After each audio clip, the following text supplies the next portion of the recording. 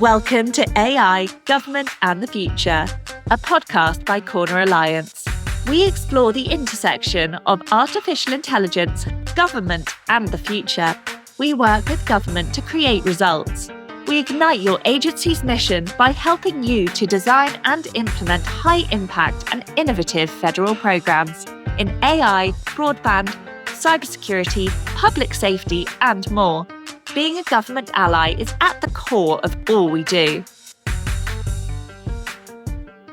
Welcome to a special edition of AI Government in the Future, where we are taking a look back at some of the most insightful and thought-provoking discussions we've had with our expert guests on the transformative potential of artificial intelligence. In this episode, we've compiled highlights from our previous guests, each offering unique perspectives on how AI is revolutionizing various industries and sectors. As we listen back to these excerpts, you'll gain a comprehensive understanding of the AI landscape, from the way we interact with technology to the implications for governance and the future of work. Our guests will share their insights on the opportunities and challenges presented by AI and how we can navigate this rapidly growing field. We are joined by Alex Fink, a remarkable entrepreneur and thought leader in the AI industry. Alex is the founder and CEO of Otherweb, a groundbreaking platform that leverages AI to enhance the quality of information consumed online. He's also co-founder of Swarmer, a company pioneering AI-based solutions for autonomous drone systems. With a rich background in technology innovation, Alex has hosted insightful conversations on the Otherweb podcast, delving into the media landscape and the broader information ecosystem. For the moment, I think getting into the sort of bias and misinformation risk that AI-generated content presents, first question there, how prevalent do you think that this is? I mean, when we're consuming content from the internet these days, what percentage do you think is AI-generated at this point? It depends on what exact content you're talking about. So if you go to the New York Times, probably zero, right? If you go to a random result in your Google search results when you search for something, much more than zero. And if you go to websites that specifically exist for SEO purposes to basically sell backlinks or monetize traffic, then in some cases, it's pretty close to 100%. There's an interesting personal story here, which is I used to be the VP engineering of a VR camera company called Aura. And at some point, I accidentally opened the website that used to be that company's websites, where I used to see our VR broadcasting camera. And I suddenly see there's 300 articles or so here, all written by the same person on the same day. And I go to one of the SEO marketplaces where you can buy a backlink, and I search for aura.co, which is the URL of that website. And I see that I can buy a backlink for $80. They would write an article, post it on aura.co, backlinking to whatever I want them to backlink to. So this happens a lot. These companies buy domains that used to be real, that used to stand for something, whether the company went bankrupt or a person just decided to retire and is no longer using that domain. That domain still has good reputation with Moz, with Ahrefs, with all of these services, right? And likely with Google. So they buy them up and they start using AI to generate a lot of content to post there. And then they start monetizing it through ads or by selling backlinks. Yeah, it's a very intense dynamic. We're seeing it at all sorts of different places, even in government consulting. That sort of stuff comes up now. And we have a lot of clientele that get very concerned around misinformation, that sort of thing. What sort of techniques have you seen that are out there trying to combat these kind of techniques that are having this rapid AI proliferation? So the first thing I would say is misinformation existed before AI. AI simply makes it worse in some sense. Yeah, exactly. Yeah, it makes content cheaper to create. Yep. All the way to zero, potentially. So that is the risk there. But if you look already at the landscape, I see a lot of big definitions of misinformation and things getting mixed together, right? There's the old concept of disinformation, which is information created to deceive on purpose, right? That has existed before. It exists now. It probably hasn't been increasing all that much over the past few decades. But now, because videos and audios can be faked, you're going to see maybe more persuasive disinformation. Perhaps not more of it, but it will be more persuasive. That's one risk of AI. Now, if you look at misinformation or malinformation, right? Misinformation being something that gives you something untrue, but not with the intent to deceive you, probably with the intent to monetize you, right? And malinformation being something that gives you something true, but partial that leads you to the wrong conclusion, right? those are kind of the more vaguely defined categories and the way most people talk about them. But there, you're just going to see a much larger quantity because now it's cheaper to create. So why not flood the zone if you're monetizing things with ads anyway, right? If BuzzFeed used to hire journalists and tell them your quota is 15 articles per day, now that quota is going to be 500 or 1,000 for whatever replaces BuzzFeed, because BuzzFeed's out of the news business, right? And I see entire websites that are created to look like legitimate websites. If your listeners want to check one live, do nybreaking.com, like New York Breaking, right? And you will see a whole bunch of articles that are just scraped from MSN and other sources with a few word substitutions. And if you look at the About page, you will see it's created by an ad agency that is just monetizing the traffic, right? And so there's a lot of these, but the stuff they're scraping might be false. And in that case, if they are rewarding it, they're just creating a higher volume of that falsehood. Yeah, absolutely. So if you had the responsibility and as a job of moderating content for a platform like this, and you were trying to minimize AI generated content, what sort of tools would you be looking at? What sort of techniques and tactics would you be using to do your best to try to at least provide transparency to say, this was AI content, this was written by a human being? Yeah, so it just so happens that I run a platform that actually curates and moderates content, and that's what we do. Yep. But I can tell you we're not focused on AI generated versus not AI generated as a primary parameter. Okay. I think the much better approach is to look at the content and try to figure out if it's good.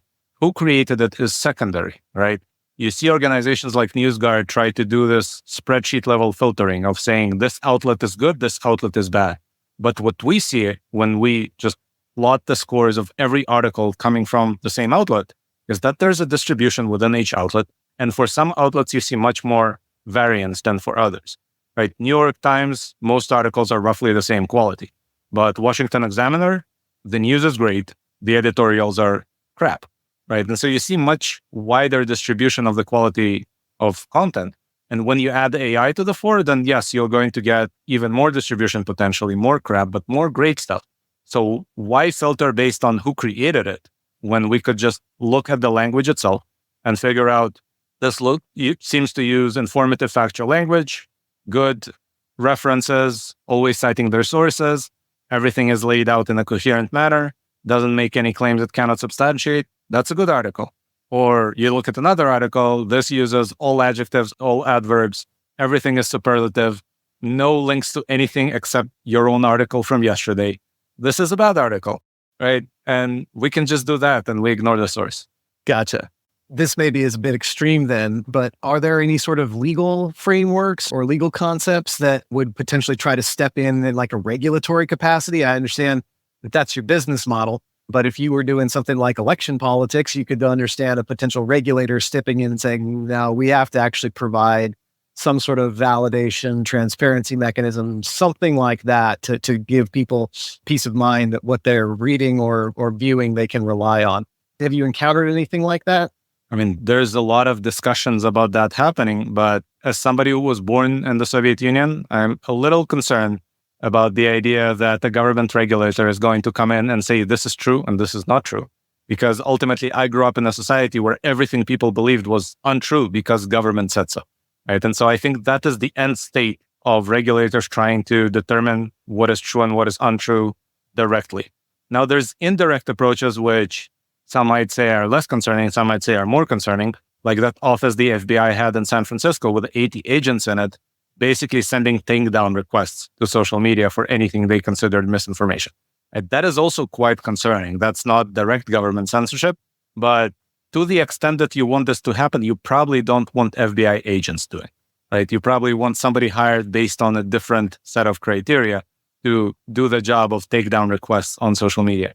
So what government can do is potentially help set the standards, right? And then let people do what they do. Government could also try to affect the incentives in some way. Because one of the biggest problems we have right now in the information ecosystem is that almost everything is monetized through ads. Ads pay per click or per view. There is no pay per quality or pay per truth. As long as that is the case, everything is going to drift towards clickbait. And if clickbait is also super cheap to create, you see where that leads, right? So government can think of ways to try to affect the incentives, maybe try to nudge ad networks towards, let's say, making the payout dependent on the content quality, right? So the same click on the same ad might pay more if the quality of the underlying page is high versus if it was low. Maybe that's a role for government to play. Maybe government can play a role in making sure that it's easier for consumers to switch from a bad platform to a good platform. Because right now, most platforms out there, the Facebooks, the Twitters of the world, they make it really hard to leave. You cannot take your data, you cannot take your connection graph with you, etc. So if government mandated something like interoperability between these systems, and if it mandated that you own your data as a user of those systems, right, then the moment a system becomes primarily misinforming, the way Facebook became in 2016, where we actually have stats that it had more shares of misinformation than shares of real information, right? At that point, people can punish that platform by leaving it, and maybe then it will have to correct its behavior because now there's a negative consequence to allowing the spread of too much misinformation on your system. Right? So that's a role that government can play without the heavy-handed thing that leads to what I've experienced in the first 6 years of my life. We are privileged to welcome Irina Buzu, who's joining us from Moldova, where she is an advisor on AI to the Deputy Prime Minister of Moldova. She's also had extensive roles working on digital policy with the European AI Alliance and the Council of Europe in Strasbourg. She has a wealth of knowledge and experience, particularly in algorithmic decision-making, ethics, and public policy. And it's at the forefront of understanding how AI technologies shape and are shaped by government actions that are going to change our digital policy. When you think about, say, like, like a website like Amazon.com, right? They can use AI to adjust their page in microseconds beyond anything, with no human pushing any button, right? And it'll completely optimize for the shopper experience or, something like that. And it's just hard to imagine government allowing AI to make these kind of micro adjustments without here, like if you want to ask people questions, you got to go through like a 3 to 6 month process where your questions are reviewed by the White House, Office of Management and Budget. How are we going to do this in this world where we're, in one area of your life, you're seeing a page updated in microseconds, and in another area, it's 3 to 6 months. That just doesn't seem like it's going to compute. Well, of course, I think it kind of goes back to the issue of control, because governments and authorities, of course, they love to have control over the entire process, whatever the process is that it has to do with government affairs. And then you have, in the case of AI, you would have to delegate part of that authority and part of that autonomy to a system that is completely artificial, that you cannot completely entirely explain. And then for people who are used to having a control over the entire loop of the process, I believe it's very hard to just kind of take their hands off the reins for a second and to delegate even the tiniest task to something that is automated. Because at the end of the day, it also comes back to the responsibility and the liability for failure. And then if you have a person in the loop, then sure, you can point to someone specific and say, like, you're at fault, like you will pay the consequences. But when you have an artificial system, what do? Do you like decommission the system? Do you destroy it? Like, how does that balance the impact that the failure has had on, for example, a person versus the punishment that an artificial system takes on? Wow. So you really don't want to be the human in the loop because you're the one that gets blamed, right? So everyone's going to be like, I'm not the human in the loop. This strikes me as like a fundamental issue for using AI in public policy. I was talking yesterday with somebody who was kind of talking about how humans, like our wetware, we're very tribal and local, and technology is global and doesn't have those kind of things built into it unless we build them in. So this seems like another place where government is just fundamentally set up in a way that, at least at scale, something like AI is going to be very difficult for them to adjust to.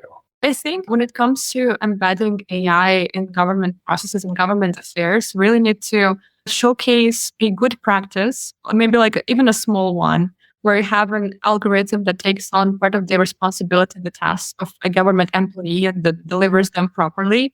Lead by example and to convince top management in the government that it can actually be useful. I was reading online that, for example, in Korea, there is a corporation that has an AI as a board member for the corporation. Sure, it doesn't have any necessary rights within the corporation, any voting rights, but it looks more like a PR stunt. But it's interesting to kind of look into that into the future to see how maybe we can balance responsibility with artificial systems that way.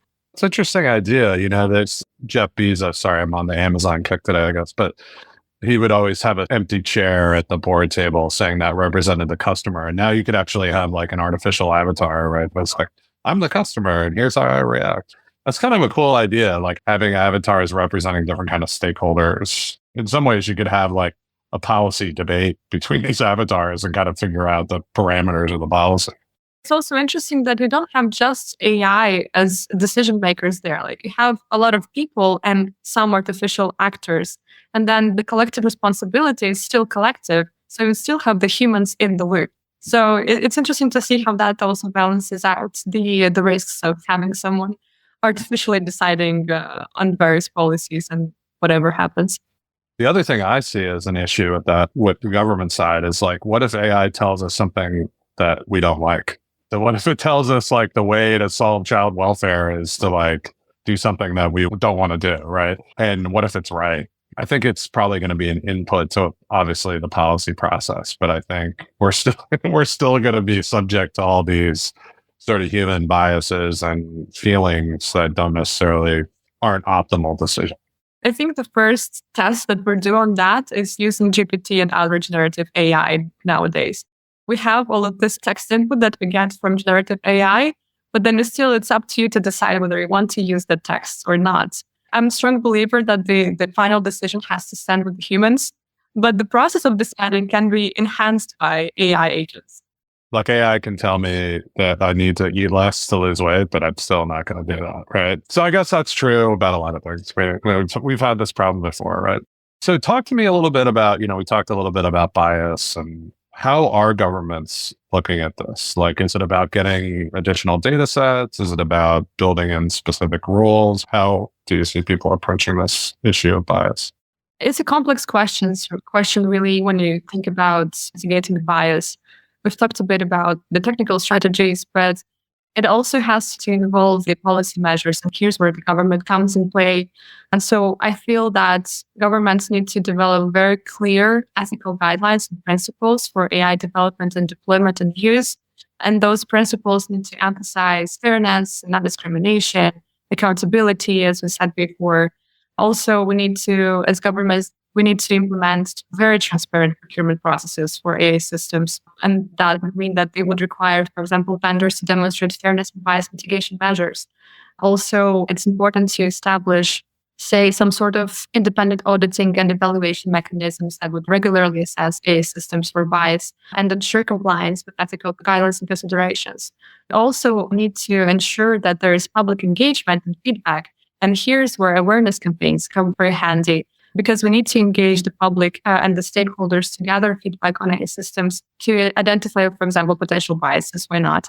Because at the end of the day, the public being the developer, but also the end user of any AI-related product, we need to have people educated and literate enough for them to be able to understand what those risks and what the biases are and how to mitigate those as well. And at the end of the day, it all comes back to continuous monitoring and improvement, because with ongoing monitoring and improvement processes that would continuously evaluate AI systems for bias, that we wouldn't be able really to implement any corrective measures as needed. So yeah, I guess in this whole ecosystem, you need to have those regulatory bodies, as much as we don't like them. We need to have data governance frameworks. We need regular impact assessments. We need public reporting and accountability. And we need continuous training and education that would provide all the necessary information to the large public, again, and educate them on all the potential risks but also benefits of AI. Yeah, I mean, the bias issue, I think, is going to move right into the culture wars of the United States issues. So I think that we already fight over biology and different kinds of, is this real? Is this inherent? Is this? So in some ways, the bias debate's going to come down to, no, I think that's bias because I don't believe that. And someone else says, well, that's factual. And Seems to me that there's no way for AI to escape being a political football and that like it's basically happening. Hopefully in Moldova, it's not as big a deal as it is here, but I think it's inevitable. That'll play out in the public sector. In Moldova, we don't have a mature enough AI ecosystem. So to see how AI can replicate biases, it's a bit premature, I feel. But we do have a lot of other biases, societal biases and political biases and economic biases and welfare biases, whatever you want here. And a lot of education, because with AI, it's the same as with digitalization, digital transformation. Sometimes you don't need to digital transform every single process if the solution for an issue can be made in an analogous environment. Because otherwise, the problem in an analog that is not resolved in an analogous manner, and you just transfer it to the digital realm, is going to perpetuate the same problem, but digitally. So maybe when I think about biases, it's not that an AI is at fault for perpetuating a societal bias, but maybe you have to think about how do you solve this issue in a non-online environment, and how can you build policies for people to feel safe, for people to feel secure, for them not to feel discriminated, for the state to create an ecosystem for the people to live in fairness.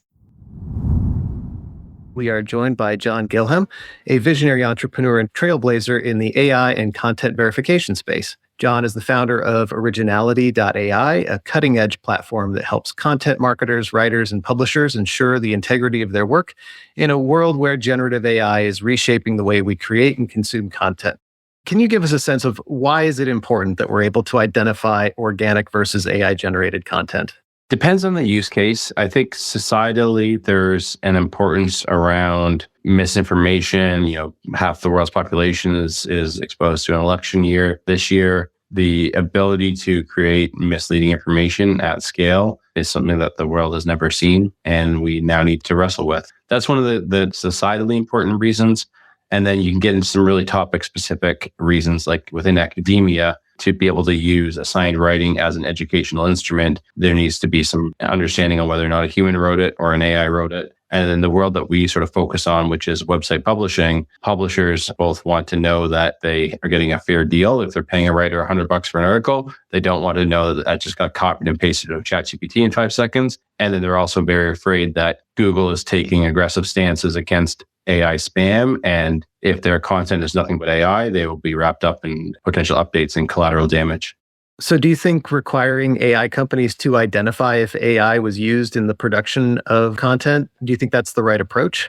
I don't think so. I think the reason why it's not is because there's certainly in text, the ability to defeat watermarking schemes will be fairly simple. And so I think putting in a defensive mechanism that will be easily overcome is probably not worth the regulatory administration of that. In the case of images and video, where the societal harm to a single image is more significant, or a single video is more significant than the societal harm based off a single piece of text. I think in those cases, the requirements, or at least sort of the best efforts to be able to declare if that was created, makes more sense.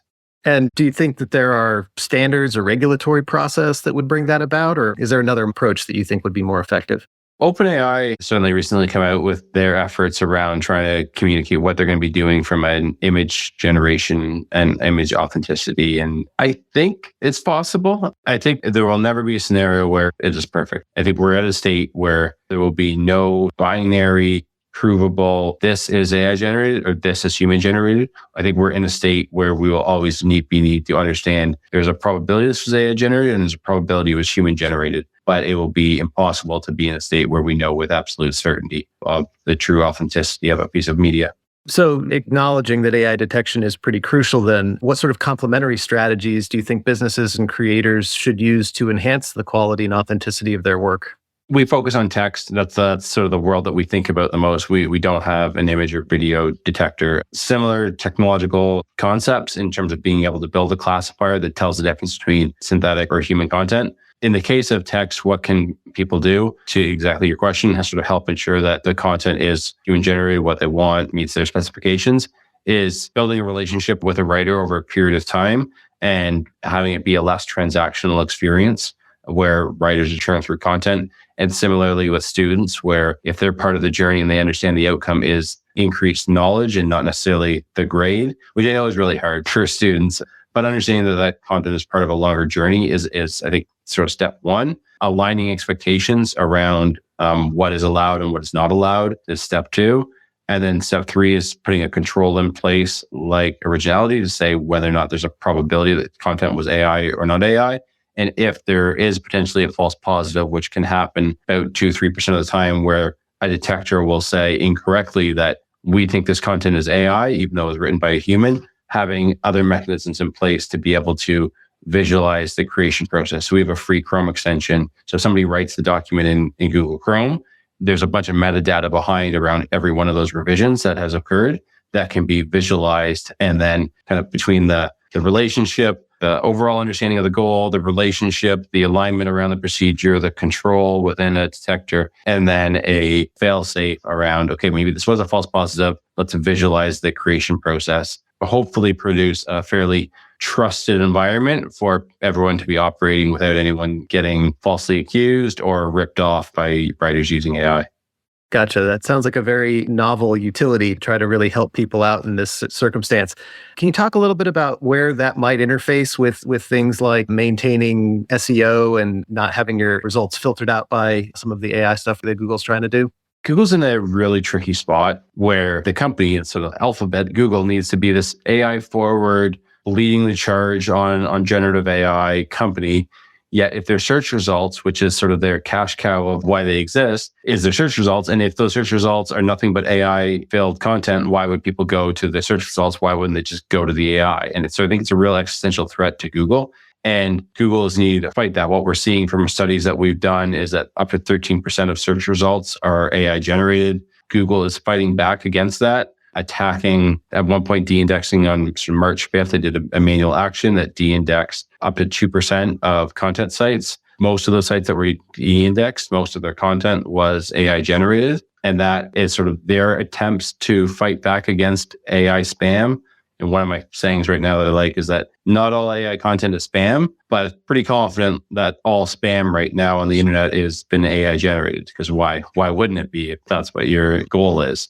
So with that update, it was sad. There were some people that contacted Originality to understand, why did we get wrapped up in this update? And so our writers didn't use AI. How did you know? And then we ran it through our detector. And I mean, we do get false positives, but not the rate that we saw. They were very clearly, their writers had at one point flipped from writing it themselves to spamming that website with AI content, and they got wrapped up. So I think it's a risk to publish AI generated content on your website. Google is needing to combat it, and putting controls in place to accept the risk when it makes sense is critical for most website publishers. AI, Government and the Future is brought to you by Corner Alliance. To find out more about Corner Alliance and how we work with government to create results, visit our website at corneralliance.com. And then make sure to search for AI Government Future in Apple Podcasts, Spotify and Google Podcasts, or anywhere else podcasts are found. And click subscribe so you don't miss any future episodes. On behalf of the team here at Corner Alliance, thanks for listening.